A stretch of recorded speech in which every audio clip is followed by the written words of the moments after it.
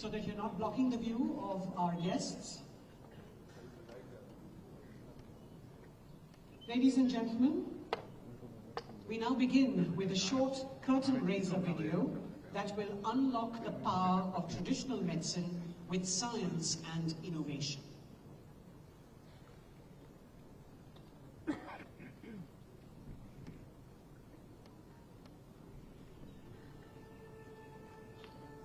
What has been for centuries the integral source of health for people and communities? What is still the first port of call for millions of people worldwide for their health and well-being? Its traditional, ancestral and indigenous knowledges of health and the world around us, constantly evolving, in balance with self, in harmony with nature. But how can we harness its potential to help us address the health challenges of our busy lives? To turn the promise of health for all into a reality for all? To deliver people-centered health services that are respectful of cultures and traditions? By sharing our knowledge and experiences of traditional practices, we can understand, acknowledge, and advance its role in building a fairer, safer, and healthier future. Respecting the wisdom passed down from generations and embracing science, technology, and innovative thinking.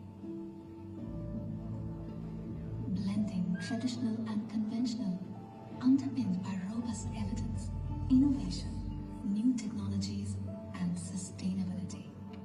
Imagine if we combine the best of the modern and the best of the ancient to support harmony with self, societies, and nature. It can be done.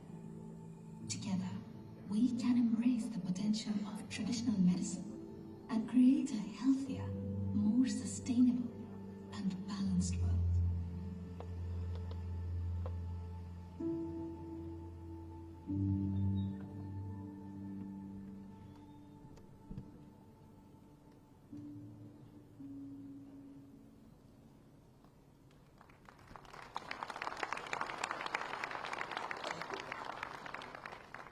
Ladies and gentlemen, we have with us this morning the Honorable Director General of the World Health Organization, Dr. Tedros Adhanom Ghebreyesus. Welcome back to Gujarat, sir. Dedicated to the well-being of all people and guided by science, the World Health Organization leads and champions global efforts to give everyone, everywhere, an equal chance at a safe and healthy life. It is with warm memories that we recall Dr. Tedros and the Honorable Prime Minister of India being in Gujarat last year for the groundbreaking ceremony of the WHO Global Traditional Medicine Center that recognizes the contributions of traditional medicine towards achieving health for all. Welcome once again, Director General, as I invite you now to welcome all our delegates and guests. Dr. Tedros.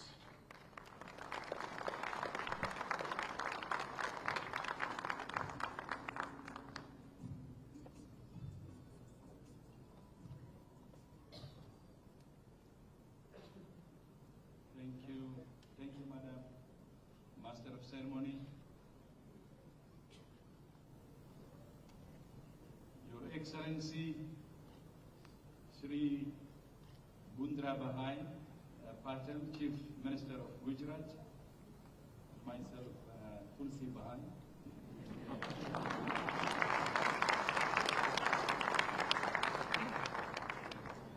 And Your Excellency, Sri Sirbananda Sonowal, Minister of Ayush, Your Excellency Sri Mansukh Mandavia, Minister of Health, Excellencies, my dear colleagues, artists, dear colleagues and friends. Namaste. Let me begin by wishing our hosts a belated but very happy Independence Day.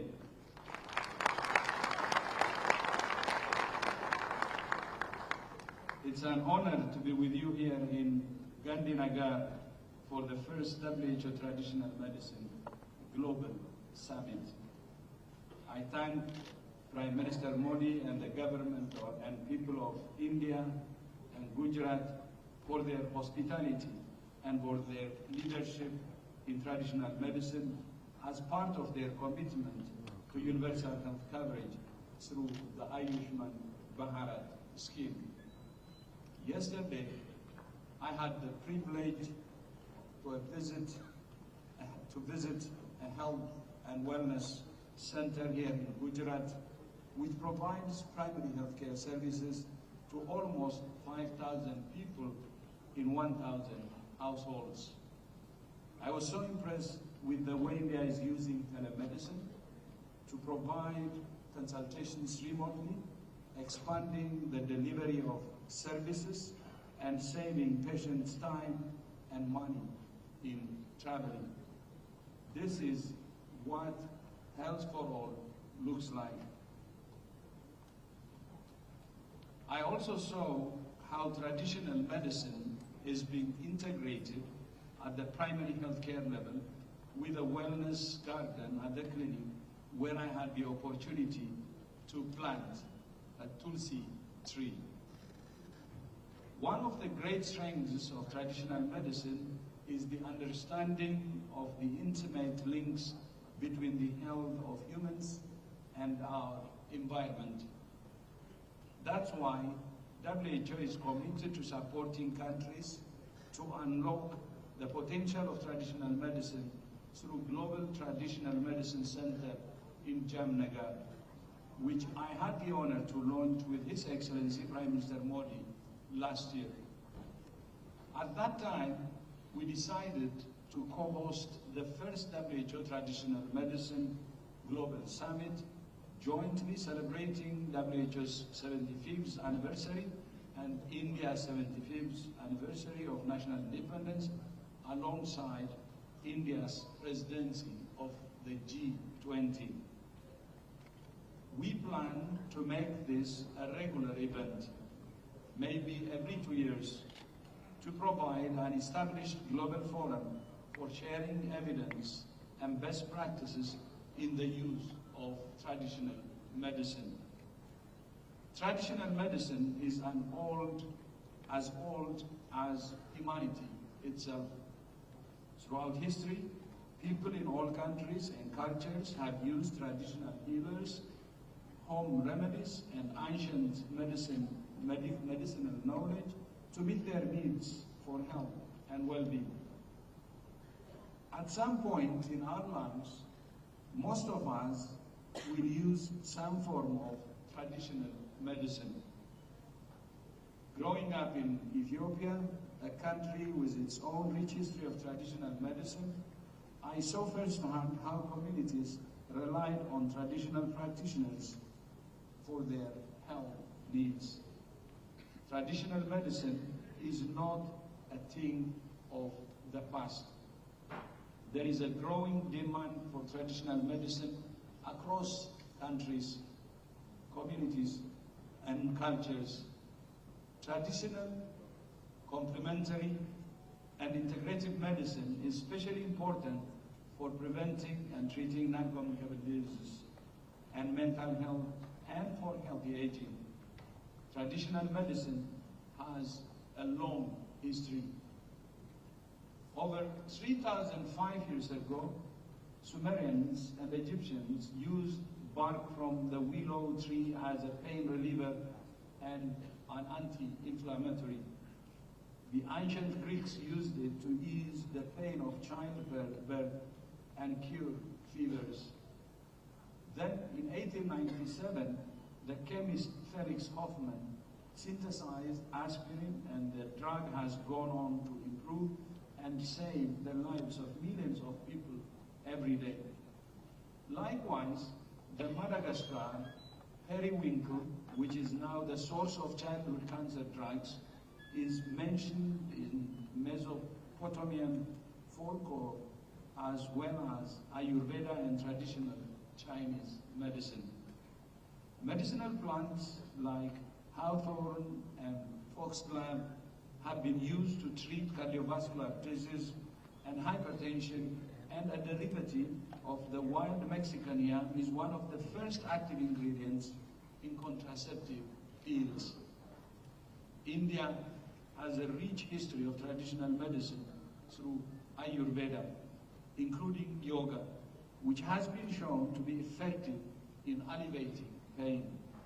As someone who spent many years researching malaria transmission, I am inspired by Chinese scientist Tu Youyou, who leveraged traditional knowledge to achieve a breakthrough in malaria treatment. After testing unsuccessfully over 240,000 compounds for use in antimalarials, Tu Youyou turned to traditional Chinese medical literature for clues. There, she and her team found a reference to sweet wormwood to treat fevers. In 1971, Tu Youyou's team isolated artemisinin, an active compound in sweet wormwood that was particularly effective in treating malaria. Artemisinin is now the backbone of malaria treatment. There are just a few these are just a few examples. There are many more. Traditional medicine has made enormous contributions to human health and has enormous potential. Through this summit and the WHO Global Center for Traditional Medicine, WHO is working to build the evidence and data to inform policies, standards, and regulations for the safe, cost-effective, and equitable use of traditional medicine. This is not a new area for WHO. In 2014, our member states approved the first global 10-year strategy for traditional medicine. At this year's World Health Assembly, member states agreed to extend the strategy for an additional 2 years and asked for a new 10-year strategy be developed from 2025 to 2034. This summit is an important opportunity to advance the understanding and use of traditional medicine.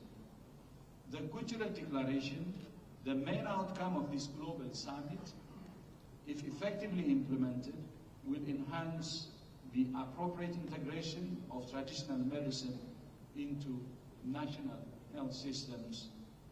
Let me leave you with 3 specific requests. First, we urge all countries to commit to examining how best to integrate traditional and complementary medicine into their national health systems. Second, I urge you all to identify specific, evidence-based, and actionable recommendations that can inform the next WHO Traditional Medicine Global Strategy. Third, I urge you to use this meeting as the starting point for a global movement to unlock the power of traditional medicine through science and innovation. Once again, my thanks to India for its hospitality and leadership in this area.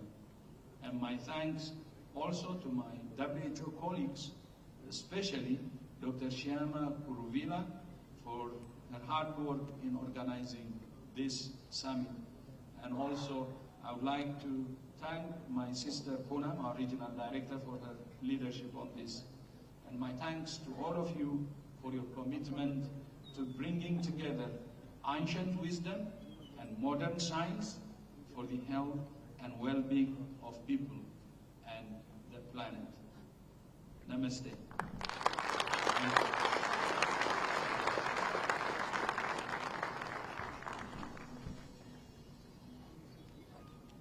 Thank you so much, Dr. Tedros.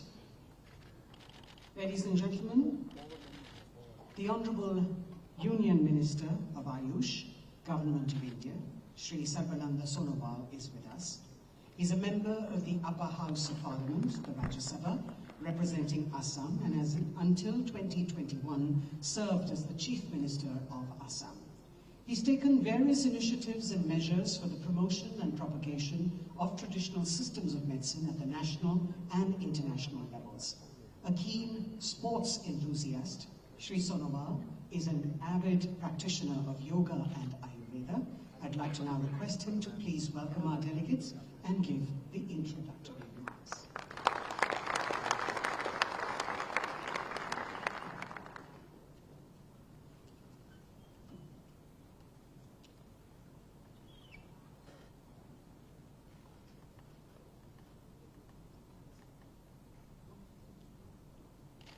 Namaskar.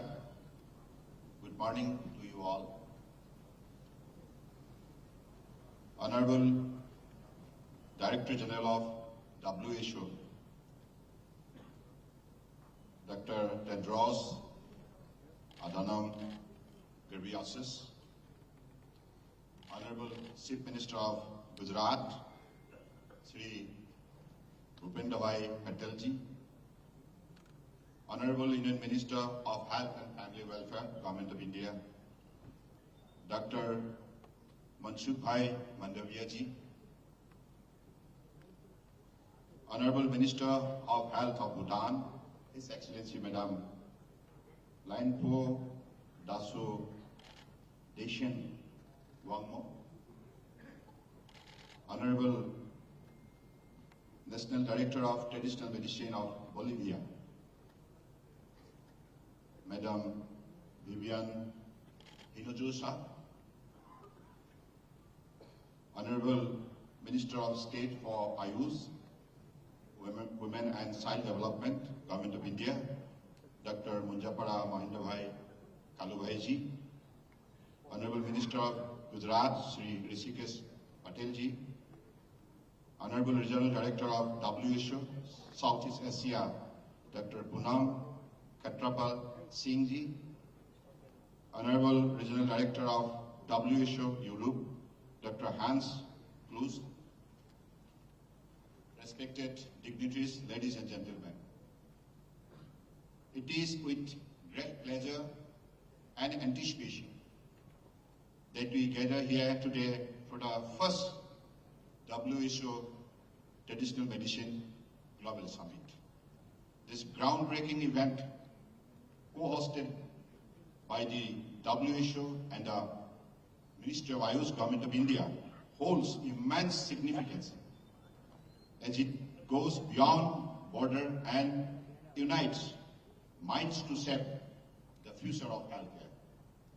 The summit, distinguished by its co-branding with the G20, underscore the global prominence of our deliberation.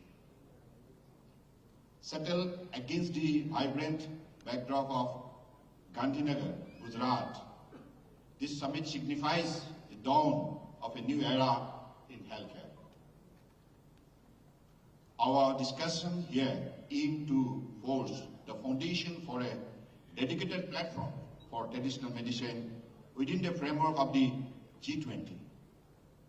This visionary platform seeks to foster international collaboration, share best practices, and seamlessly integrate traditional medicine into the heart of mainstream healthcare system. The summit endeavor to identify potential areas of collaboration and partnership between the stakeholders who share a mutual interest in the advancement of traditional medicine. By bringing together policymakers, practitioners, researchers, and institutions, the aim is to lay the groundwork for future collaboration that can drive innovation and research in this field.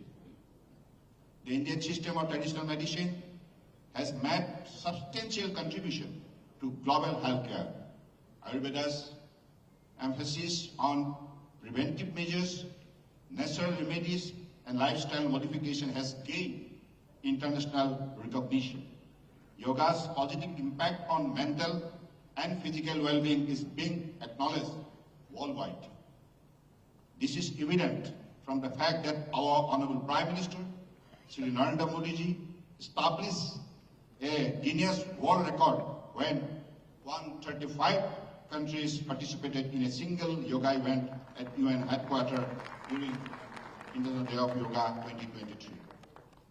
Now, with the resilient effort of our Honorable Prime Minister Sri Narendra Modi ji, has resulted in the establishment of the WHO GCTM, and this WHO GCTM is a testament to the growing acknowledgement of traditional medicine across the globe. The center will serve as a hub for research, collaboration and information exchange among countries. The dedication, devotion and commitment of our Honorable Prime Minister Sri Narendra Modi ji towards promotion of traditional medicine has resulted in exemplary transformation in traditional medicine sector. India's active involvement in this center will further facilitate the integration of traditional medicine into mainstream healthcare system. The G20 nation play a critical role in shaping global policies and agendas. Traditional medicine as an essential component of healthcare should be a part of this discussion. Collaborative efforts among G20 nations can lead to the development of frameworks that recognize and harness the potential of traditional medicine in achieving universal healthcare goals. To further enhance the credibility and effectiveness of traditional medicine, research and innovation must be at the forefront. Investing in scientific validation, modernization, standardization of traditional practices can bridge the gap between ancient wisdom and contemporary healthcare needs. A harmonious integration of traditional medicine with modern healthcare can offer comprehensive solution to the complex health challenges of today. Collaboration between traditional healers, modern medical practitioners and researchers can lead to more holistic and patient-centric care. Traditional medicine often has deep ties to local communities. By preserving and promoting these practices, we honor cultural diversity and empower these communities to contribute actively to global healthcare knowledge. Traditional medicine also embodies our shared heritage and wisdom. It offers holistic approaches to health and well-being that complement and complete the medical practices. The establishment of the WHO GCTM and collaborative efforts within the G20 pave the way for a brighter future where traditional medicine takes its rightful place in the global healthcare landscape. Through this event, one of the major expected outcomes is to propose recommendation for a dedicated forum on traditional medicine within future G20 presidencies. This platform will foster ongoing discussion and collaboration to integrate traditional medicine into global healthcare agendas. Through this platform, I extend my heartfelt greetings and well wishes to all who have joined hands in ensuring better healthcare security to the world. I also thank Honorable Prime Minister for making this dream possible. And today we are honored that our popular Tulsi Bhai is with us to inspire us to promote the traditional system of medicine. Thank you. Jai Hind.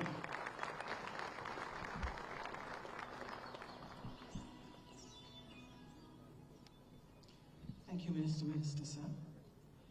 Traditional medicine is a fact of life for millions of people around the globe. Let's hear some voices and messages that have been sent to this summit. We would like to now share with you a short film that brings us views of indigenous peoples, traditional medicine practitioners, and beneficiaries.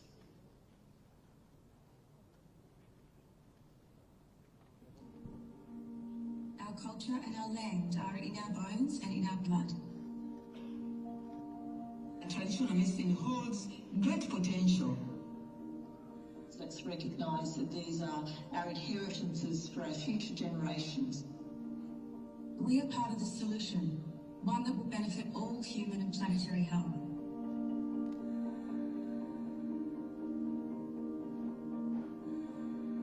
It is very hard to be healthy on a land that's screaming out for help. Humanity cannot be well when we're not caring for what looks after us, and that's our planet Earth. For Indigenous peoples globally, our concepts of health are holistic. Our health is also dependent on the health of our family, our community, and our land. So much so that it cannot be separated. We kind of lost the connection we had with nature and with different ways to approach health. It's not like you have to choose medicine over natural ways of approaching health. I think it's important that we redress the balance so that it's not all one thing or the other, but actually that we can find a beautiful middle ground. Medicine comes from a culture, from a geography, from a place, from a people, from a need, from a climate. Traditional medicine matter to the people of Africa because this is our culture, this is our future. I think it's important that we realise that conventional and traditional medicine can go hand in hand. Today there's more reliance on Western medicine, and what we do need to have a really strong, forward-looking, progressive way of being able to recognise the medicines of millennia. Que no se pierdan esos saberes propios, nuestros, que son tan sagrados, que son tan nuestros, que es la esencia de la vida del ser humano, de estar conectados con la diversidad de pueblos, con la diversidad de nuestras semillas, con la diversidad de nuestras plantas, con la diversidad de nuestras aves. Yoga is basically an ancient Indian practice. Yoga brings out the positivity from within, it improves our mental well-being, and it brings out the overall well-being of an individual.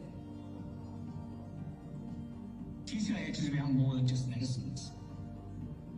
We need research on professions and practices, more than just products. We, as Indigenous peoples, know that our intimate and intricate understandings of our lands and our medicines have so much to offer everyone. It's now time to recognise the opportunity that we have. It's time to turn on our ears, open our eyes, open our hearts, and understand where we need to go to together collectively.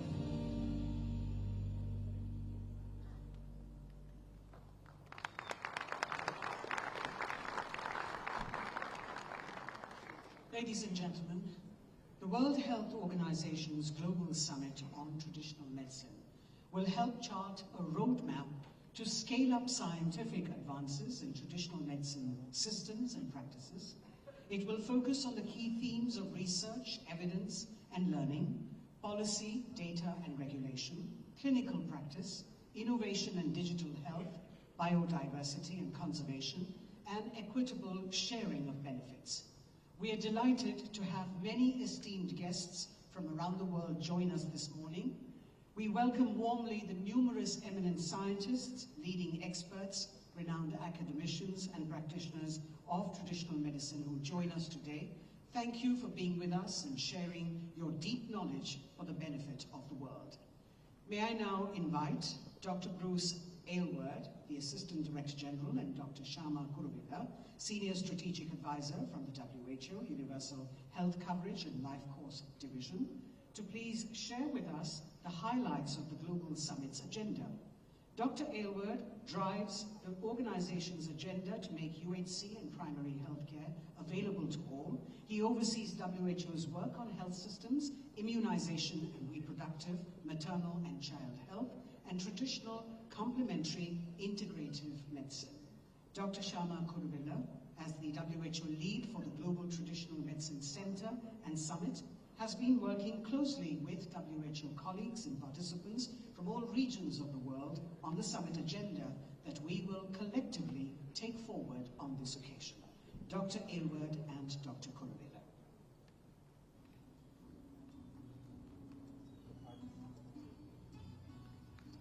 Excellency, ladies and gentlemen, we are honored and privileged to be here today with participants from around the world at the first WHO Traditional Medicine and Global Summit. The summit looks anew at the vast potential applications of traditional medicine amidst important challenges and opportunities to achieve universal health coverage and health for all. The summit aims to catalyze potential commitments and collective action towards the evidence-based integration of traditional medicine in national, regional, and global policies and systems for health and well-being of people and the planet. A very warm welcome and thank you to all the participants who've contributed to lead on this agenda. This agenda has been designed to chart a roadmap to scale up scientific advances and innovation for traditional medicine systems, practices, and impact. Our stage in plenary 1 will be set with a session on planetary health and well-being, recognizing and respecting the contributions of indigenous knowledges and resources, and also the modern traditional medicine professions and systems. And the session progresses with key themes on research, evidence, learning, policy, data and regulation, innovation, biodiversity and conservation, that's a priority for so many here, and equitable sharing of benefits. We will hear more about these issues being taken up in a joint dialogue with the G20 ministers that will be held on day 2 of the summit. A stronger evidence base, which is WHO's priority as the lead technical agency of the United Nations on health, will enable countries to develop appropriate mechanisms and policy guidance for regulating, ensuring quality, and the safe and effective use and equitable access to traditional medicine, and supporting the development of traditional medicine systems, practitioners, and products according to national contexts, national needs for people's health and well-being. Ladies and gentlemen, what happens in this hall is just one part, of course, of the summit. We have the exhibition hall, as you know, at the Traditional Medicine Summit, which is a regional and global showcase of traditional medicine around the world. It takes inspiration from Gaia, or Earth, from which traditional medicine, as you've heard, beginning with the comments of our Director General, is inextricably linked through medicinal plants, water, air, and the natural environment. Giving form to Gaia, at the center of the exhibition hall, you will see a wish tree. This is drawn from the Indian Kalpavrika, the mythical, wish-fulfilling divine tree. This central installation represents traditional medicine's connection with the earth and its deep cultural roots. And it provides a space for people to share their expectations for the outcomes and long-term vision of the summit. Spreading out from the wish tree, you will see 8 spaces that contain global and regional exhibitions on traditional medicine. These spaces include exhibits for each of the 6 WHO regions, from Africa, the Americas, the Eastern Mediterranean, Europe, Southeast Asia, and the Western Pacific, as well as the Traditional Complementary and Integrative Medicine Unit of WHO headquarters and the WHO Digital Health and Innovation Department. Additionally, there is an exhibition space for the Government of India, the host of our summit, thank you again, and its Ministry of Ayush. Within each exhibit, there are 4 zones that include areas for engagement and practice, interactive information, product display and demonstration, and digital information. Each exhibit is distinctive, provides a unique perspective on each region's and organization's histories, priorities, and ambitions for traditional, complementary, alternative, and integrative medicine. We welcome you all to engage with these interactive exhibits, learn and draw inspiration from their content, and share with us your wish for traditional medicine and its contribution to planetary health and well-being for all. And as we look around, we are reminded of the Honorable Prime Minister's principle of Vasudhaiva Kudumbakam, that the world is one family. And as we learn from every region, every country, what has worked in your context, in your cultures, and what can be shared globally for planetary health and well-being, I think we will take inspiration from that saying, Vasudhaiva Kudumbakam, the world is one family. And thank you for being part of ours today.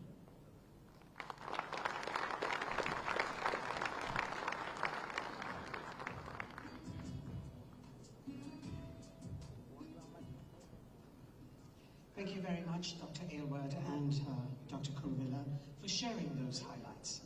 Ladies and gentlemen, the Honourable Union Minister for Health and Family Welfare, Government of India, Dr. Mahatma Mandir, has been conferred with innumerable awards and recognitions for his post-COVID management and overseeing India's mammoth COVID-19 vaccination drive with great success. May I invite India's Honourable Minister for Health and Family Welfare, Dr. Mahatma Mandir, to address the esteemed gathering.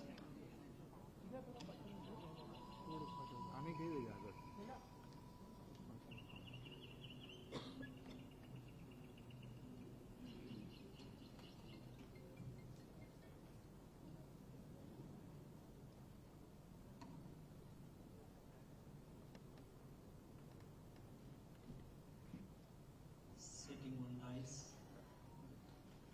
Chief Minister of Gujarat, Dr. Tedros, Director General, World Health Organization, my colleague Minister, Sarvanand Sonwalji, Union Minister of Ayush and Port Shipping and Waterways, Excellency Ms. Leon Podash Dechen Wangno, Minister of Health, Bhutan, Dr. Mahendra Bhai Munjapara, MOS Ayush, Poonam Khetrapalji, Regional Director WHO, Hrishikesh Bhai Patel, Honorable Health Minister of Gujarat, Vivian Vinod Josa, representative from Bolivia, distinguished delegates. Good morning, everyone. With great pleasure, I extend a heartfelt welcome to all the distinguished ministers and esteemed delegations in the enchanting land of Gujarat for the momentous occasion of the first WHO Traditional Medicine Global Summit at Gandhinagar. Gandhinagar city was named in honor of Mahatma Gandhi, also known as the father of nation. Gujarat is also the land of legend like Sardar Vallabhbhai Patel, known as the Iron Man of India, due to his commitment to national integration in the newly independent country. The Statue of Unity, the world's tallest statue, located on the bank of Narmada River of Gujarat, stands as a tribute to Sardar Vallabhbhai Patel for his contribution to nation building. Gujarat is certainly as a place like no other when attracting throngs of tourists with its nature splendor and wonder of history, culture and architecture brilliance. It is a destination that should not be missed by the connoisseur of culture and art. I believe this global summit will provide a unique opportunity for us to engage in dialogue, exchange of ideas, foster collaboration, and establish international partnership to advance the agenda of traditional medicine and to work together toward promoting and leveraging the potential of traditional healthier practices worldwide. Traditional medicine have played a significant role in promoting health at personal and community levels for many countries. Even in today's era, there are huge demands for pharmaceuticals and cosmetic products that have a natural or herbal basis and landmark drugs delivered from traditional medicine. The industries of traditional medicine is huge and rapidly expanding. WHO has received reports from 170 member states regarding the use of traditional medicine. These states have expressed need for evidence and data in order to shape policies, establish standards, regulates the safe, cost-effective, and fair application of traditional medicine. Therefore, this global summit on traditional medicine can be the platform to mobilize political commitment and evidence-based action on traditional medicine, which is the first port of call for millions of people worldwide to address their health and well-being needs. I believe that in the next 2 days, the first global summit on traditional medicine under the theme towards health and well-being for all will facilitate the exchange of best practices and game-changing evidence, data, and innovation aligned with science and nature. We acknowledge that WHO has established the Global Center for Traditional Medicine in Jamnagar, Gujarat. India is acknowledged and knowledge hub with a mission to catalyze ancient wisdom and modern science for the health and well-being of people and the planet. The WHO Traditional Medicine Center scale up WHO's existing capacity in traditional medicine and supplement the core WHO's functions of governance, norms, and country support carried out across the 6 regional officers and headquarters.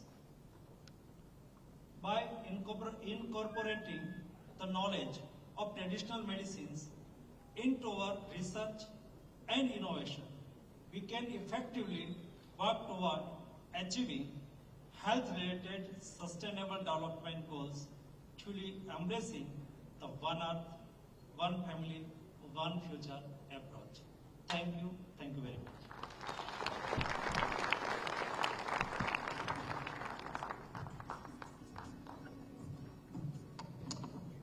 Thank you very much, Honourable Minister, sir. Ladies and gentlemen, we now share with you a short video message from Dr. Ngozi Onkoja Iweala, the Director General of the World Trade Organization.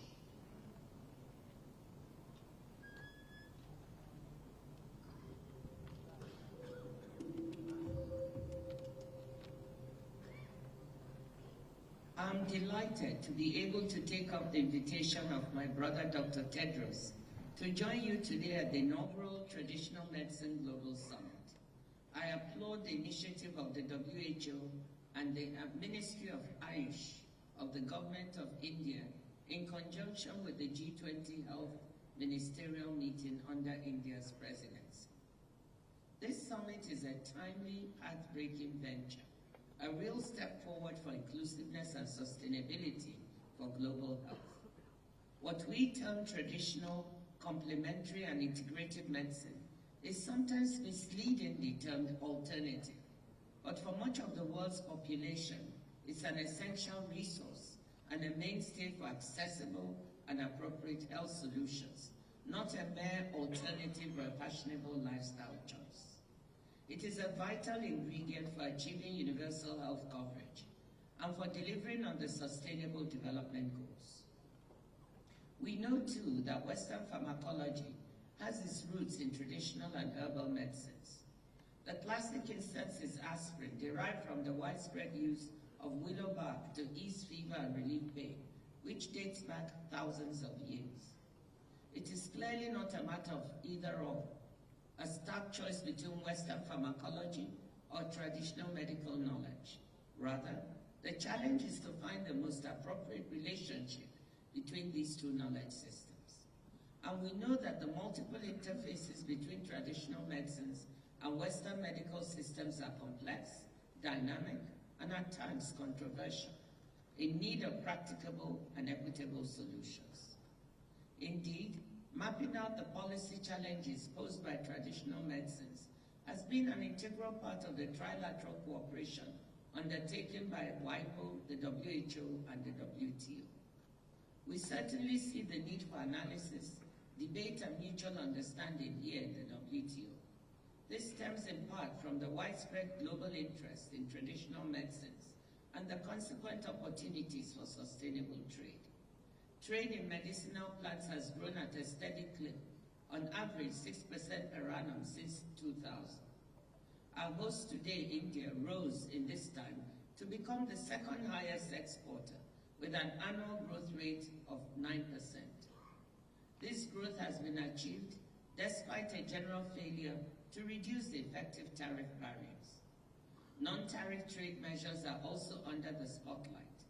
The Committee on Technical Barriers to Trade has received around 100 notifications of regulations touching on traditional medicines, more than a third just in the last 5 years.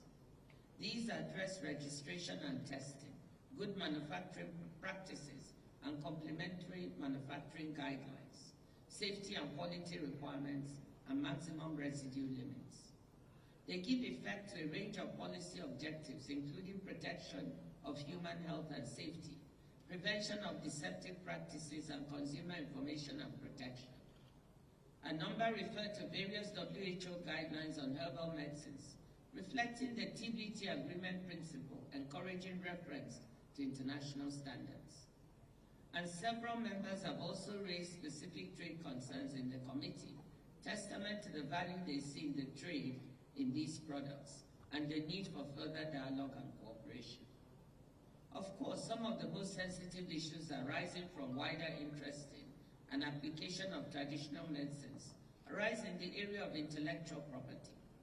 Developing countries in particular have voiced concerns about the misappropriation of traditional medical knowledge and the lack of recognition of traditional knowledge systems in intellectual property law more generally. This question has been on the agenda of the TRIPS Council in the WTO for over 2 decades. While the debate has been extensive and illuminating, it has not led to any significant breakthrough. I note, however, that our colleagues in the World Intellectual Property Organization, WIPO, will be convening a diplomatic conference early next year to deal with one of the most intensively debated questions, that of a possible obligation on the part of patent applicants to disclose the origin or source of genetic resources and associated traditional knowledge used in an invention. This may well be a significant turning point in this long-running debate. And I know that, again, our co-host today, the government of India, is playing an active and engaged role in this process.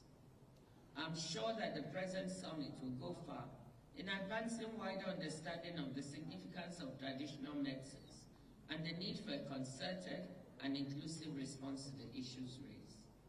And I'm glad to see the proposal for successive summits in other regions of the world.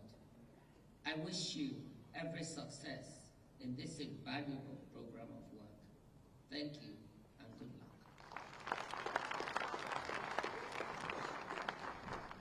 Thank you, Dr. Iliola.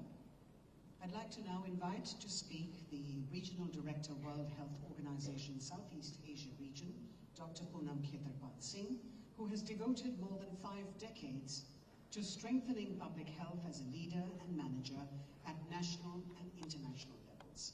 Dr. Singh leads a region home to 1/4 of the world's population and has been championing traditional medicines in the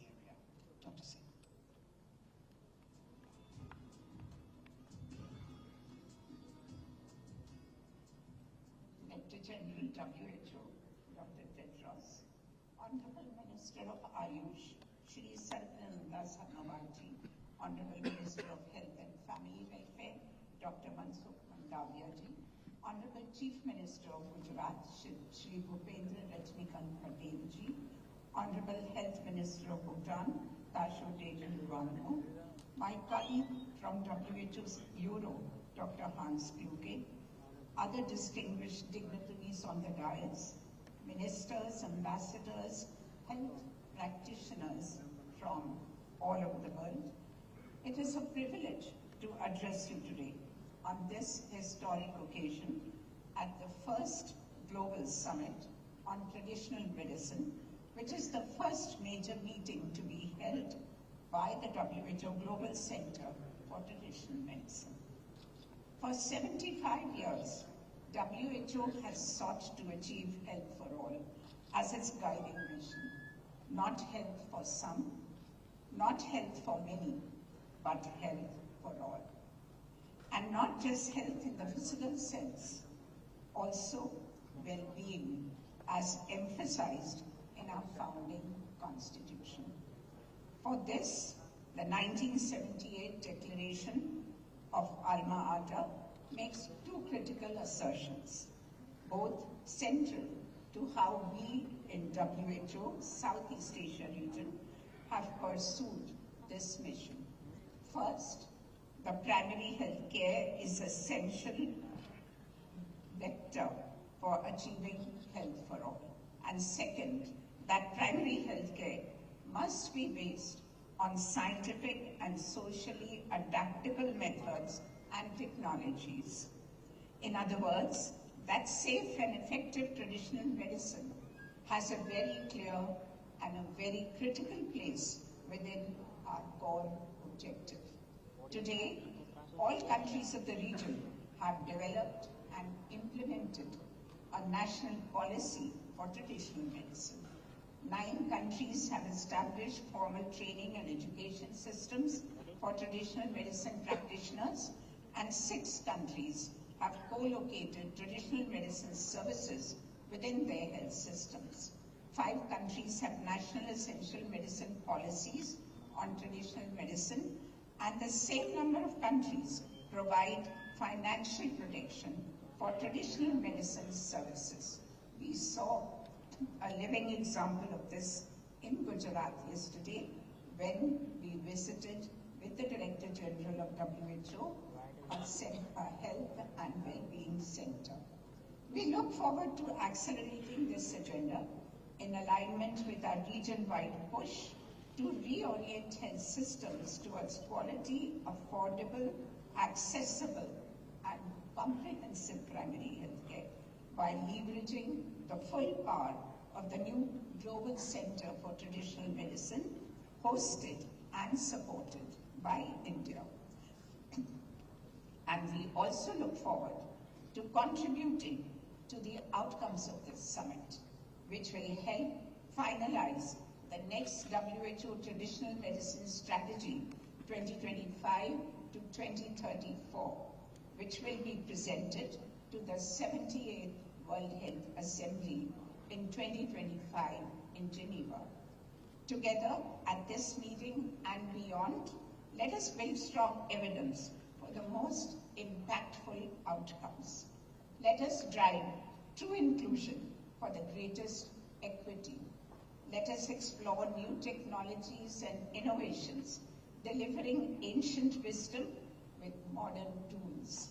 Let us nurture concrete commitment for increased collaboration. Let us act on both Astana and Alma Ata, accelerating a person-centered, holistic approach to health and well-being for a biodiverse planet and a healthier, more equitable and sustainable future for all. Let us remind ourselves of Vasudeva Kutumbakam, one world, one family, one future. Thank you.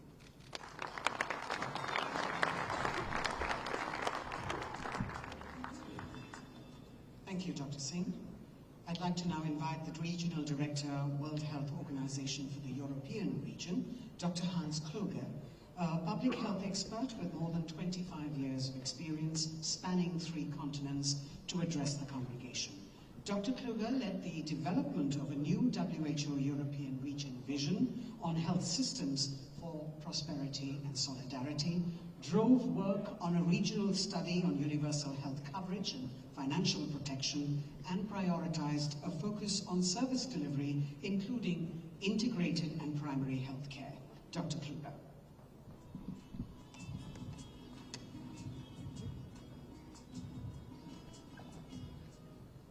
My elder brother, WHO Director General, Dr. Tedros, Your Excellencies, Ministers, my sister, Regional Director, Dr. Poonam Singh, esteemed delegates, as we say in Hindi, Satya ek hai, Mark kahi. Truth is one, the paths are many. Mahatma Gandhi's timeless words apply to this week's landmark summit. From all corners of the world, we gather here to reiterate a truth. Health is a human right for all, and the paths to health are varied yet convergent. Truly, unity in diversity, the very essence of traditional complementary and integrative medicine, and the very essence of our gracious host, India, marking a special jubilee of its independence. Congratulations. India has produced many of the world's finest minds in science and medicine, contributing to so much to our world, along with traditions embedded in the Vedas and, of course, yoga, a practice celebrated now annually by the United Nations, initiated by His Excellency Prime Minister Modi. What a joy for me personally to be back this week in the WHO Southeast Asia region, a region that has been truly a school for health for me. I spent 5 years of my WHO tenure based in Myanmar, tackling tuberculosis and the humanitarian crisis of Cyclone Nargis. What I drew from that experience in the Southeast Asia region, including ASEAN, guides me to this very day. Thank you, Southeast Asia. Thank you, Madam Dr. Poonam Singh. Today I represent the vast WHO European region, 53 countries across Europe and Central Asia, stretching from the Atlantic to the Pacific, bringing together ancient cultures of both West and East. In our European region, we have some 160,000, mostly private health practitioners, who offer traditional medicine delivered increasingly in collaboration with conventional medical practitioners. There is an urgent need for a more consistent regional and global evidence-based approach to the traditional medicine sector. Given the importance of culture in the delivery of traditional medicine and the crucial role of communities, it is of particular importance, as Dr. Singh mentioned, to discuss how these approaches can be integrated in primary healthcare. We will discuss this at the International Primary Healthcare Conference in Astana, Kazakhstan, 22-23 October this year, marking the 45 years of the Alma-Ata Declaration and 5 years of the Astana Declaration, both of which incorporate the key role of traditional medicine. Finally, it is significant that this week's summit is complemented by the G20 Health Ministers meeting here in Gandhinagar, under India's current G20 presidency. As a key forum for international economic cooperation, what the G20 says and does has significant impact well beyond its membership. Amid discussions on the economics of health and the political decisions that will be taken as a result, I am reminded of another saying by Mahatma Gandhi. Ye swasthya hai, jo asli dam hai, soni or chandi, ke tukti mahin. It is not pieces of gold or silver, but health that is the real Danke.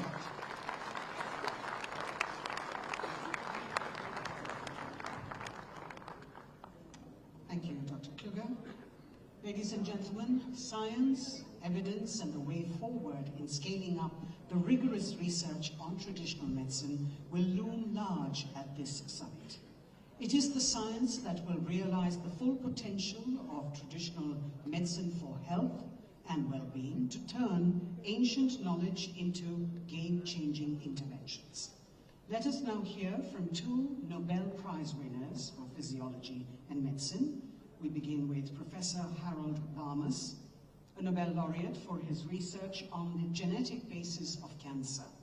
He also chairs the WHO Science Council and was a professor at the Mayo Cancer Center of Weill Cornell Medicine. Previously, Dr. Varmus was the director of the United States National Cancer Institute and the National Institutes of Health. Professor Harold Varmus could not be with us today, but has kindly sent us this video message.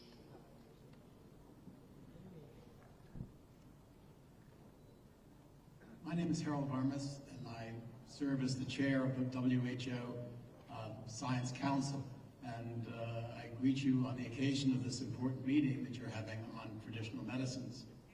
Now, scientists may differ about the prospects of discovering the next great thing from traditional medicines, but we need to face a very important real-life fact, that traditional medicines are very widely used, and that it's important to understand what ingredients are actually in traditional medicines, why they work in some cases, and how we can improve their use. And importantly, we need to understand and identify which traditional medicines don't work or occasion detrimental drug interactions or cause unacceptable side effects. And efforts to understand traditional medicines from all those points of view has been very important in my own career at the National Institutes of Health, running a cancer center, and at the National Cancer Institute as well.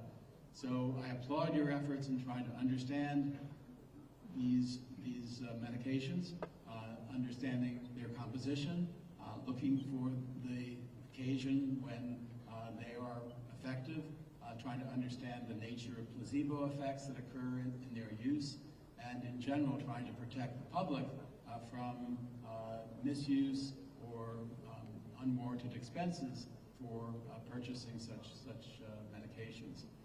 This is a complex field, and I applaud you for undertaking the study that brings fundamental science to bear on the use of these historical therapeutics. Thank you very much.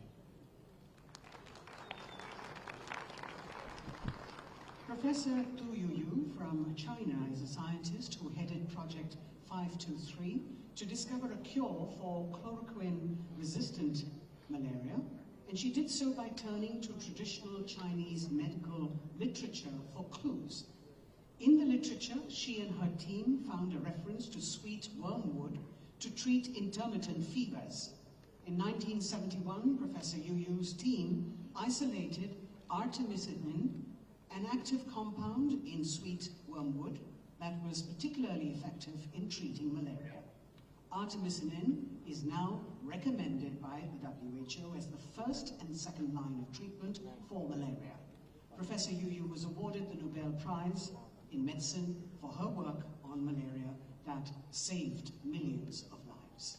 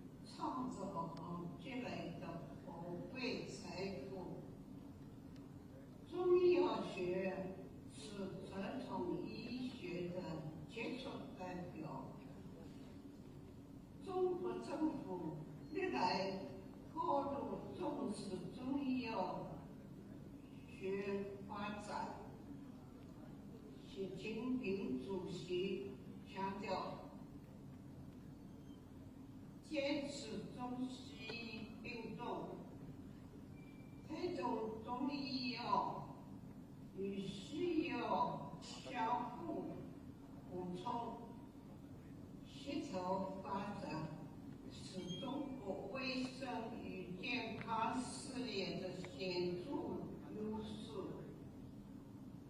中国政府不仅主动动用中医药来增进人民群众的健康福祉，还积极同国际社会分享这一宝贵财富，以中医药为抓手，助力共建人类健康共同体，造福世界民众。好药药青蒿素的发现也是其中的一个例子。还有就是中医药抗击新冠疫情也是很好的例证。青蒿素是在中国传统草药青蒿中提取出的一种有效成分。青蒿素是发现之日起，不仅帮助中国完全消除了疟疾，还通过多种方式跨越四海，挽救了全球，特别是发展中国家数百万患者的生命，为全球疟疾防治、富有人类健康做出了应有贡献。这是中国的贡献，是中医药的贡献。青蒿素的成功启示我们，是要将传统医学是蕴含的古老智慧与现代科学技术相结合，传承精华，收紧创新，就有巨大的潜力来解决当今世界所面临的健康挑战。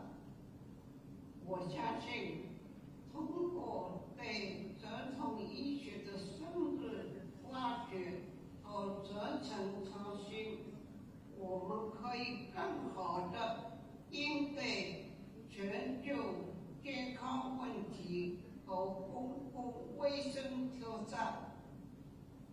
期待在本次峰会上，各国专家学者能够广泛交流和分享经验，推动共建人类卫生健康共同体，为人类健康事业做出更加积极的贡献。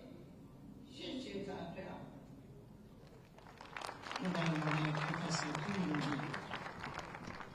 The First Lady of Turkey, Her Excellency Emine Erdogan, was not able to join us today, but has sent us her recorded message. Madam Erdogan has been actively involved in social activities since her youth in Turkey and is a strong champion of traditional, complementary and integrated medicine, convening meetings in Europe and beyond.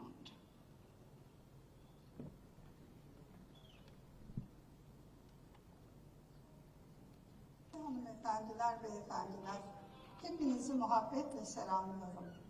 Sözlerime bu anlamlı organizasyon için Dünya Sağlık Örgütü'ne teşekkür ederek başlamak isterim.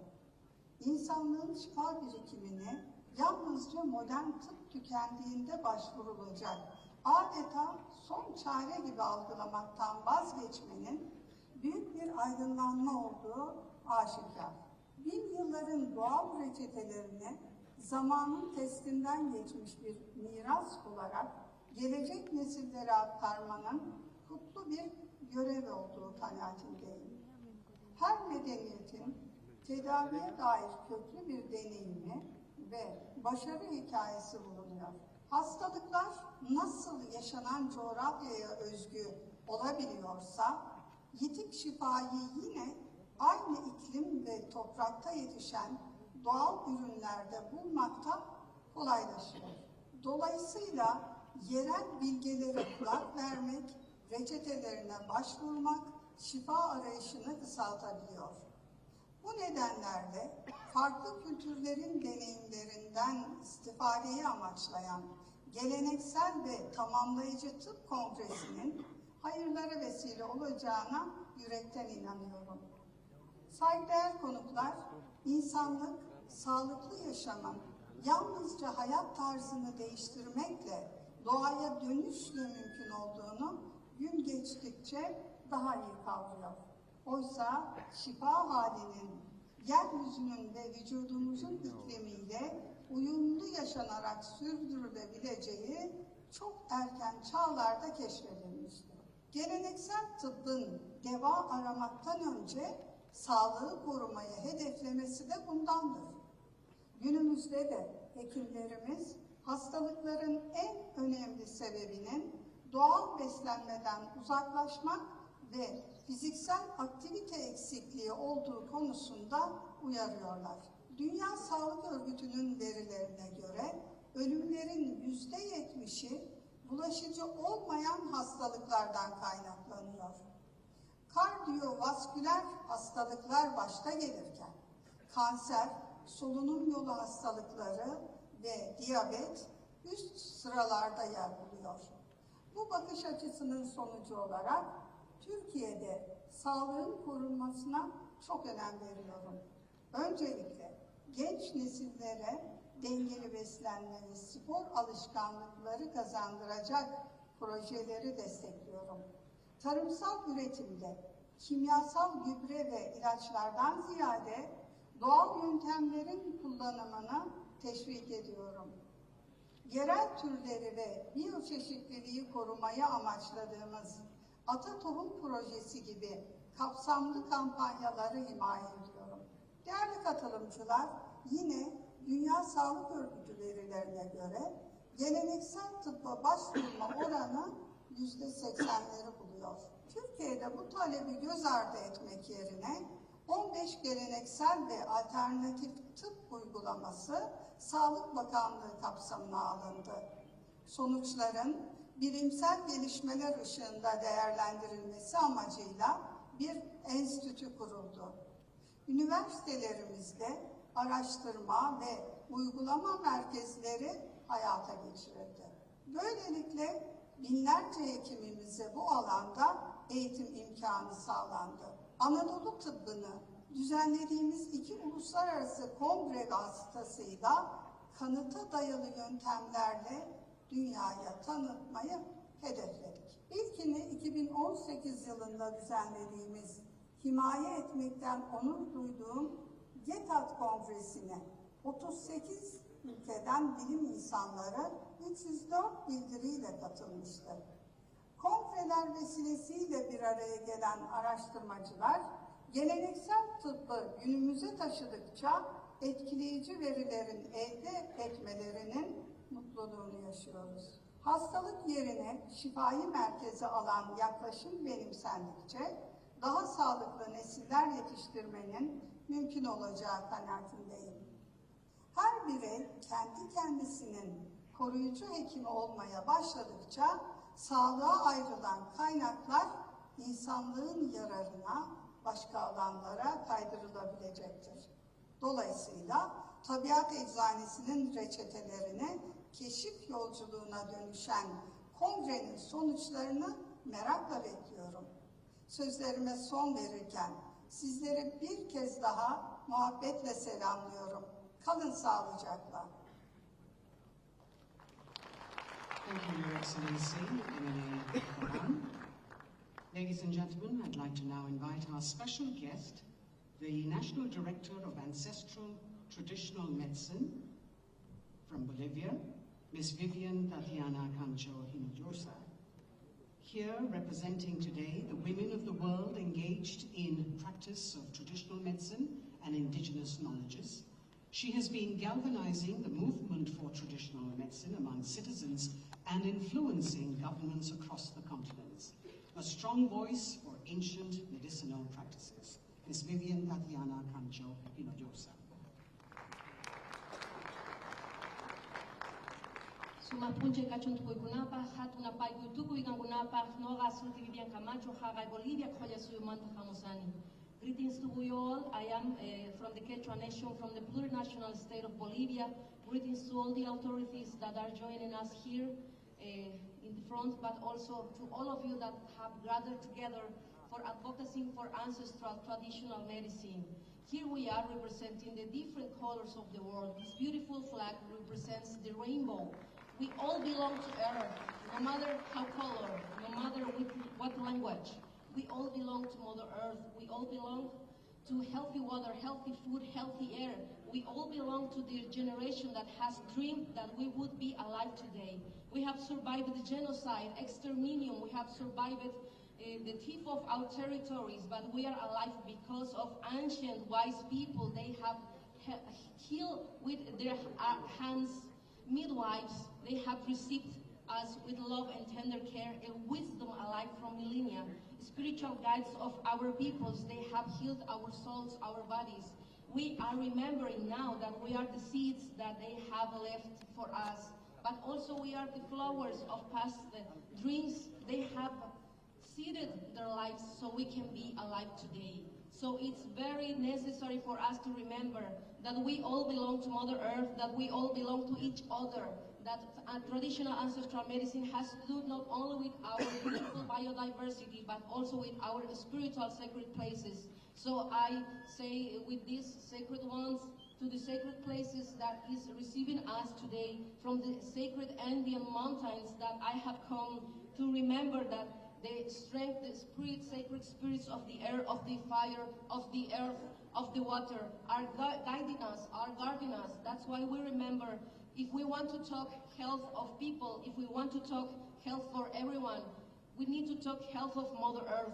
We need to talk that ecosystems, biodiversity are sacred and are our brothers and sisters, not only humankind, but also spiritual world, but also our sacred places and everything that is alive with us. So thank you all for being here, because you represent the most beautiful dreams of past generations. Each of us, each of you represent a historical being that is willing to transform history. That's why we're alive for. Thank you, Mother Earth. Thank you all. Thank you. Hayaya, wisdom of the world alive. Thank you. Thank you, Madam Hinojosa. I'd like now to invite from Bhutan the Honorable Minister for Health, Ms. Linpo Dasho Deshen Wangmo, to address the Assembly. Ms. Wangmo has been passionately and relentlessly working for health in all policies to ensure health and well-being of the people. Traditional medicines are well integrated into Bhutan's health services, and the country's values around people's well-being and happiness are an inspiration the world over. Ms. Wangmo.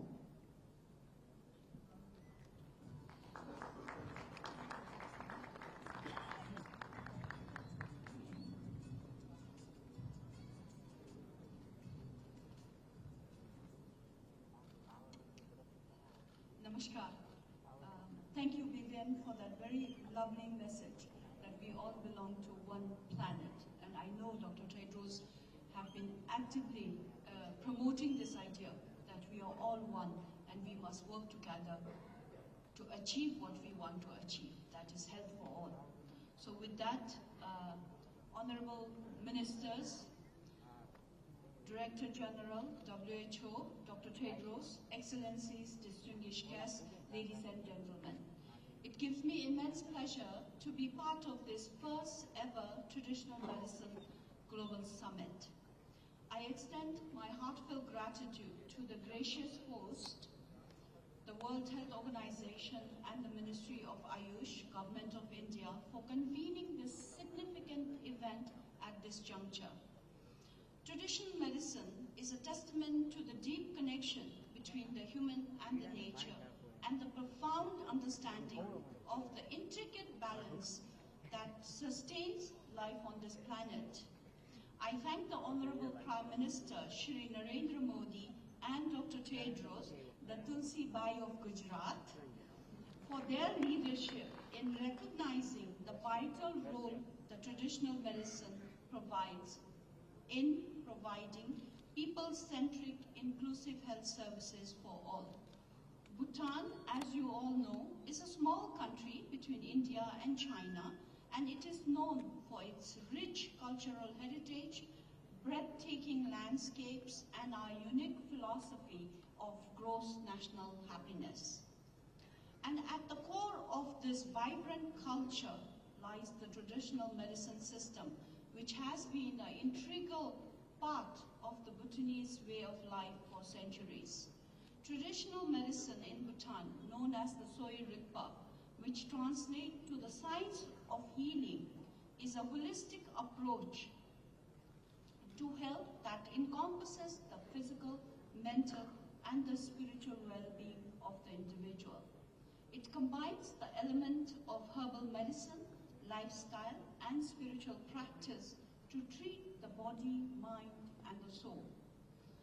It is this belief that the three elements of the body, mind, and the soul are deeply interconnected to our environment, and any disturbance in that equilibrium can manifest into physical illness.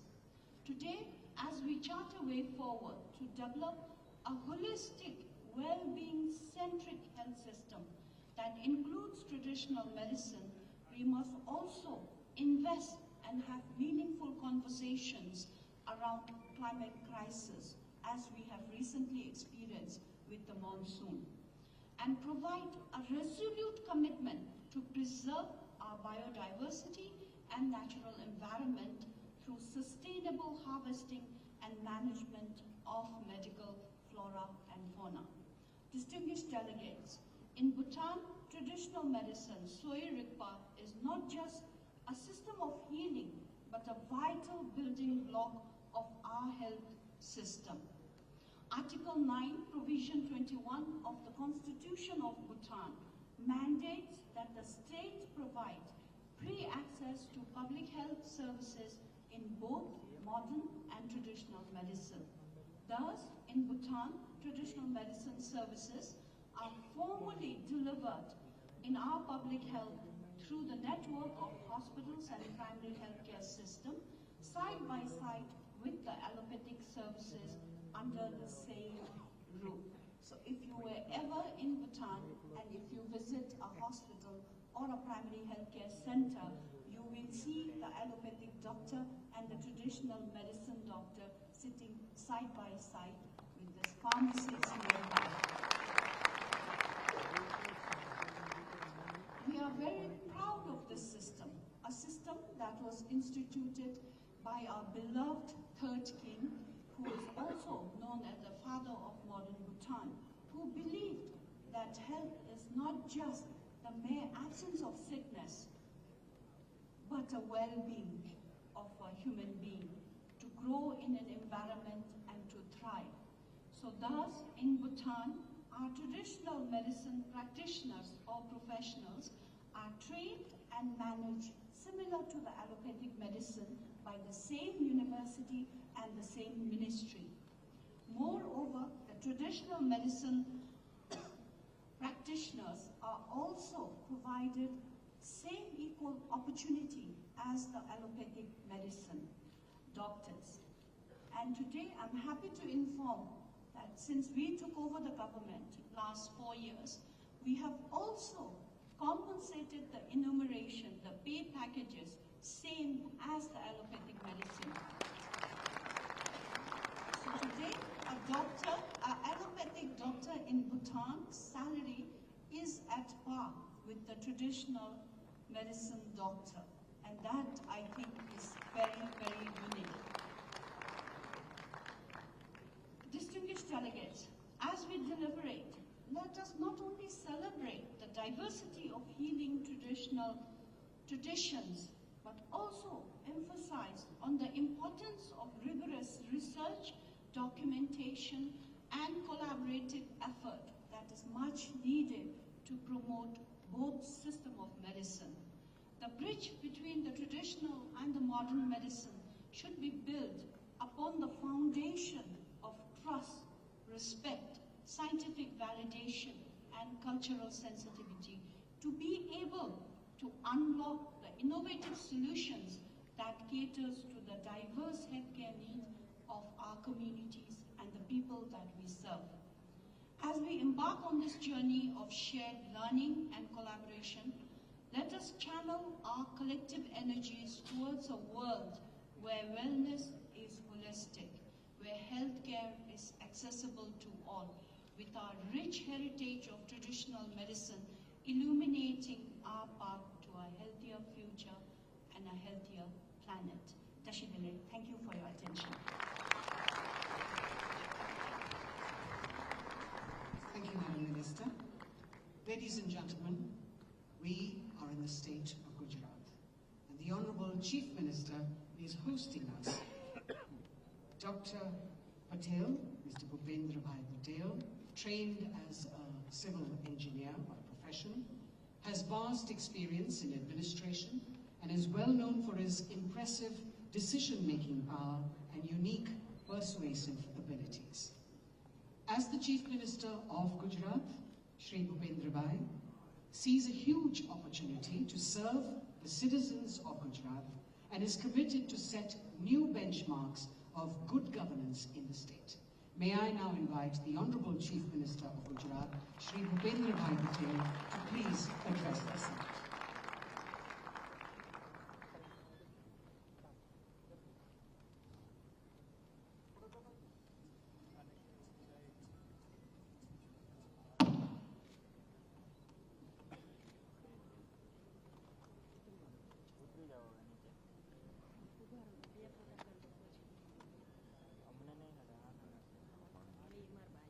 राज्य के पाटनगर में केंद्रीय आयुष मंत्रालय द्वारा आयोजित WHO traditional medicine global summit और advantage health care India summit के शुभारंभ अवसर पर हमारे बीच मंच पर उपस्थित केंद्रीय स्वास्थ्य मंत्री डॉक्टर मनसुख भाई मांडविया जी, केंद्रीय आयुष मंत्री श्री सर्बानंद सोनेवाल जी, WHO के director general Shri doctor Tedros, केंद्रीय आयुष राज्य मंत्री श्री डॉक्टर महेंद्र भाई मुशपरा, मेरे साथी मंत्री ऋषिकेश भाई पटेल, भूटान के स्वास्थ्य मंत्री लेवंथो दाशो डिशेन वांगमो, WHO के regional director Shri doctor Hans फ्लोक, south east region director Shri doctor Poonam Khetrapal Singh, AYUSH सचिव श्री डॉक्टर वैद्य राजेश कोटेचा, उपस्थित अधिकारीगण, देश विदेश से पधारे हुए आप सभी आमंत्रित महानुभाव, प्रेस मीडिया के मित्रों, सभी को मेरा नमस्कार। महात्मा गांधी और सरदार पटेल जैसे वीर की भूमि गुजरात में WHO वर्ल्ड हेल्थ ऑर्गेनाइजेशन द्वारा प्रथम ट्रेडिशनल मेडिसिन ग्लोबल समिट का आयोजन किया जा रहा है। ये हमारे गुजरात और हमारे देश के लिए बहुत ही सौभाग्य की बात है। इस समिट में उपस्थित आप सभी महानुभावों का स्वागत करते हुए मैं धन्य महसूस कर रहा हूं। विश्व नेता और हमारे परम आदरणीय प्रधानमंत्री श्री नरेंद्र भाई मोदी हमेशा ही वसुधैव कुटुंबकम के सूत्र के साथ विश्व के स्वास्थ्य और कल्याण की बात करते हैं। कोरोना के कारण जब पूरी दुनिया में हलचल मच गई थी, तब हमारे लोकप्रिय प्रधानमंत्री श्री नरेंद्र भाई के मन में आयुष सेक्टर को विकसित करने का विचार आया। हम सभी ने यह महसूस किया है कि आयुर्वेद दवाओं, आयुष काढ़ा और ऐसे कई उत्पादों के कोरोना के कठिन समय में लोगों की इम्यूनिटी को बढ़ाने में मदद की है। श्री नरेंद्र भाई ने संपूर्ण मानव जाति के स्वास्थ्य के लिए भारतीय चिकित्सा पद्धतियों और आयुर्वेद के ज्ञान की समृद्धि विरासत को देश और दुनिया के सामने उजागर करने का काम किया है। प्रधानमंत्री श्री नरेंद्र भाई विश्व की पीड़ा को कम करने के लिए प्रतिबद्ध है। वे 21वीं सदी के भारत के अनुभवों और ज्ञान को दुनिया के साथ साझा कर आगे बढ़ने में विश्वास करते हैं। हमारे उपनिषद में यह प्रार्थना की गई है कि सर्वे भवन्तु सुखिनः सर्वे सन्तु निरामया, अर्थात सभी सुखी हो और सभी रोग मुक्त हो। भारतीय संस्कृति हमेशा मानव जात के अच्छे स्वास्थ्य और कल्याण की कामना करती है। पीएम मोदी ने